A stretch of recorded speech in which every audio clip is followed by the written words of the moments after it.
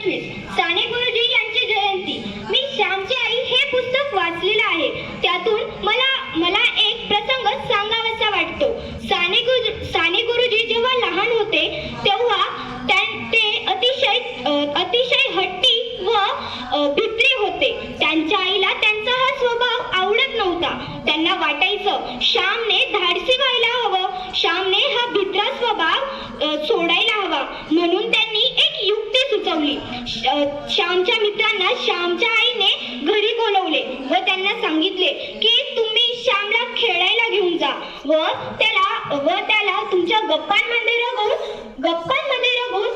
हळूचपणे विहिरीत ढकला, ज्याच्यामुळे श्यामचा भित्रापणा हा दूर होईल व तो पोहायला देखील शिकेल।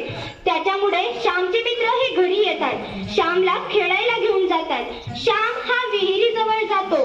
श्यामचे मित्र त्यांना गप्पांमध्ये रगवतात व त्यांना हळूचपणे खाली विहिरीत ढकलतात। श्याम हा जोराने ओरडू लागतो, मला वाचवा मला, मी जगणार नाही, वाचवा मला। परंतु श्यामचे मित्र हे विहिरीत उडी मारतात व श्यामला पोहायला शिकवतात। श्याम विहिरीतून बाहेर निघाल्यावर श्यामचे मित्र त्याला घडलेली सर्व हकीकत सांगतात। श्याम हा घरी जातो।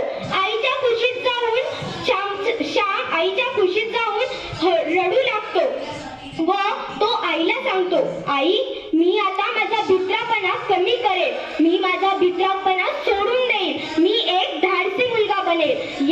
या गोष्टीमधून आपल्याला हा अनुभव मिळतो।